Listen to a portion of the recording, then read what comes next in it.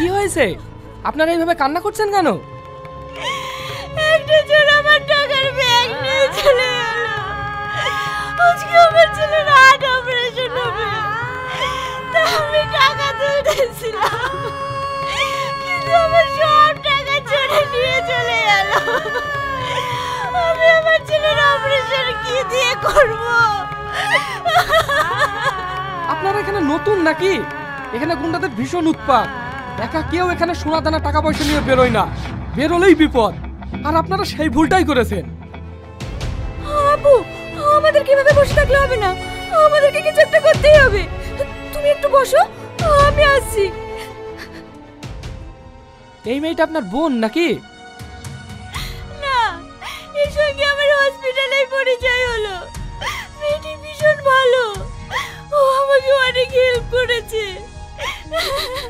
ও, বুঝলাম। এখন আমি কি করব, কোথায় যাব? আপনি কিছু বলেন না, আমি এখানকার কিছুই চিনি না। আপনি এখানে কান্না করে কিচ্ছু হবে না। তার থেকে এক কাজ করুন, সামনে পুলিশ স্টেশন আছে, সেখানে গিয়ে কমপ্লেন করুন।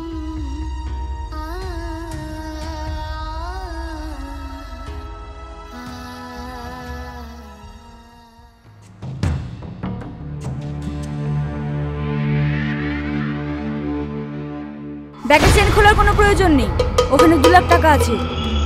তুই জানলে কি করে এখানে 2 লাখ টাকা আছে? তা আমি সব জানি, অনেক কষ্ট করে ওকে এখানে নিয়ে এসেছি। সত্যি তোর জবাব নেই। ছাড় এসব কথা, এখান থেকে চল। হ্যালো,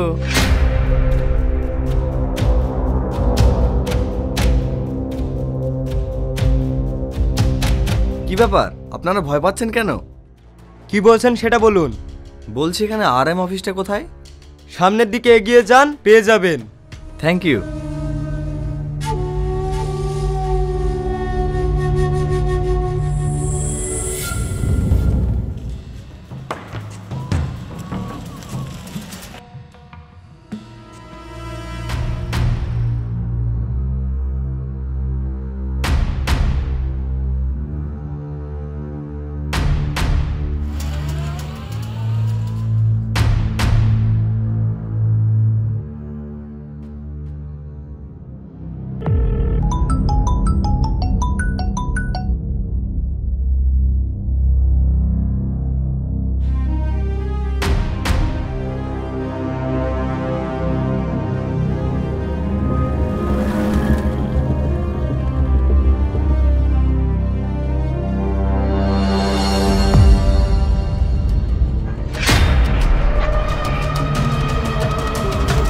এই ভাই, আপনারা নিজেদের মধ্যে এভাবে ঝগড়া করছেন কেন?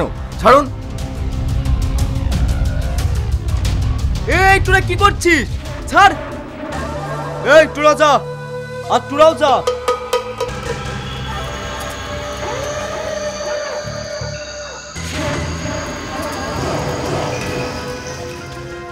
আমাকে কিছু সাহায্য করো বাবা।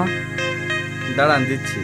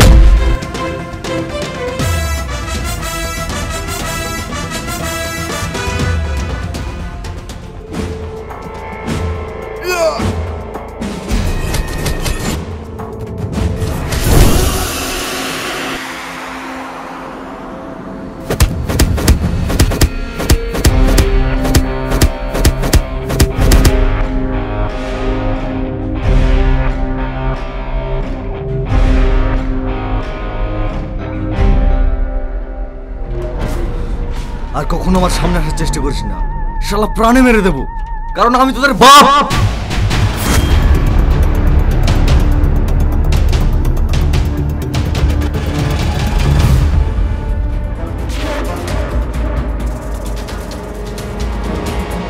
কি রে, তুই এখানে এসে মারপিট করছিস? আমি তোর জন্য বাস স্ট্যান্ডে অপেক্ষা করছিলাম। চল বাড়ি চল। ভাই তুমি এখানে নতুন, এদের সঙ্গে ঝামেলা জড়িও না, এরা ভীষণ খারাপ। এটা কে? এটা আমার বন্ধু। চল বাড়ি চল।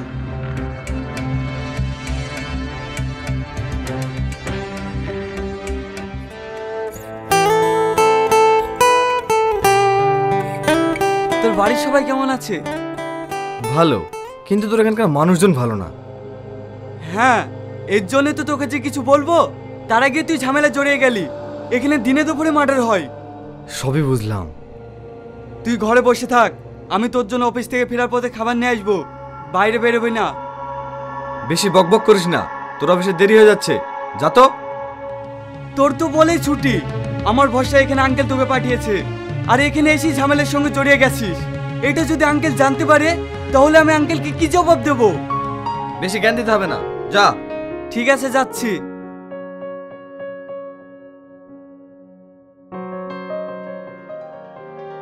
পাগল কোথাকার, সত্যি ও আমার ছোট ভাইয়ের মতো। আজ অফিস থেকে ফিরতে একটু দেরি হয়ে গেল। রাস্তায় যদি একটা গাড়ি চলে, বন্ধুটা আমার না খেয়ে সারাদিন শুকিয়ে আছে।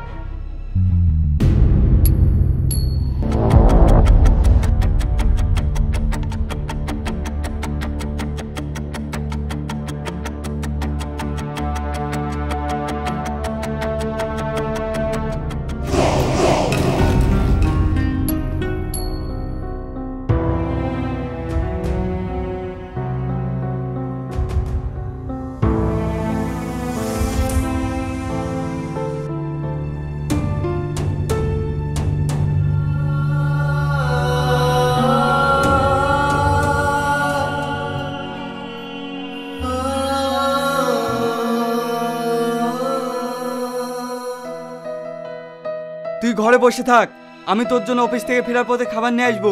বাইরে বেরোবি না।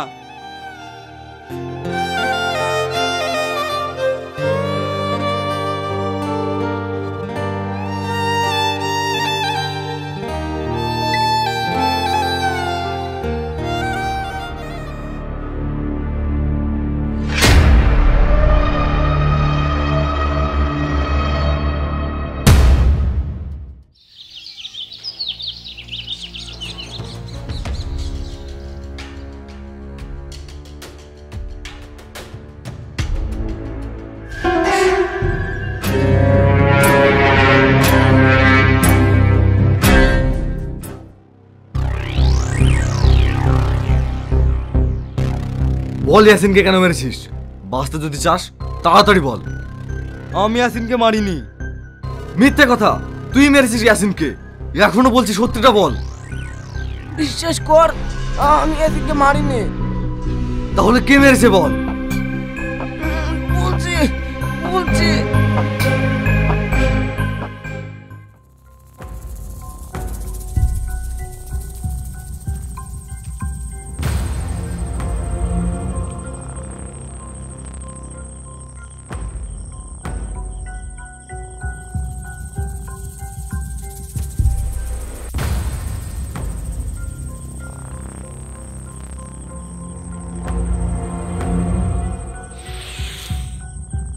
রাজ, যেভাবেই হোক আজকে রাতের মধ্যে মালগুলো পাচার করতে হবে। হ্যাঁ ভাই, তুমি কোনো চিন্তা করো না, এই মাল পাচার করার দায়িত্ব আমার। আচ্ছা ঠিক আছে, পাচার হয়ে গেলে তো কালকে পার্টি হবে।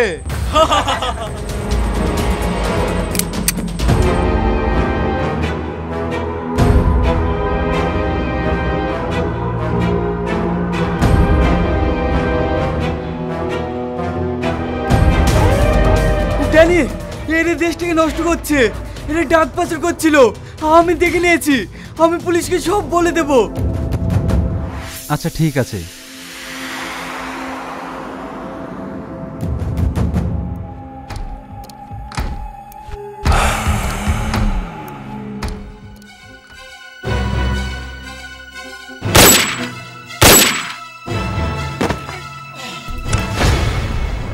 শালা, তোদের একটা দায়িত্ব দিলে ভালোভাবে হয় না। এসব কথা যদি পুলিশের কাছে বলে দিত তাহলে কি হতো? সরি ভাই, ভুল হয়ে গেছে, আর কখনো হবে না।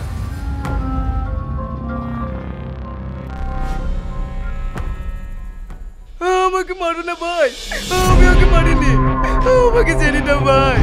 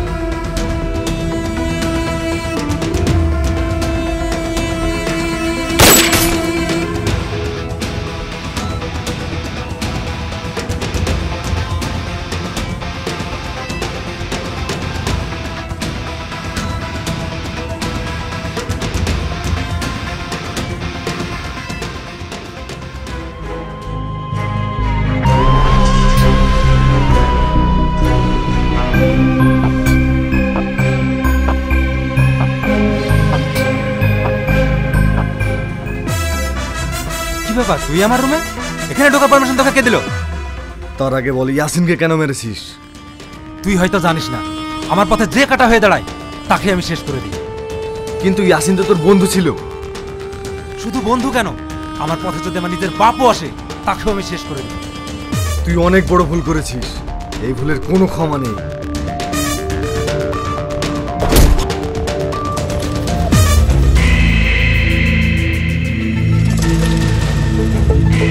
ভাইরা আমাদের লোক সবাইকে মেরে দিয়েছে,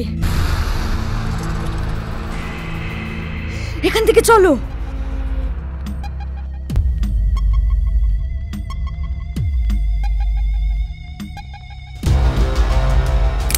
ড্যানি!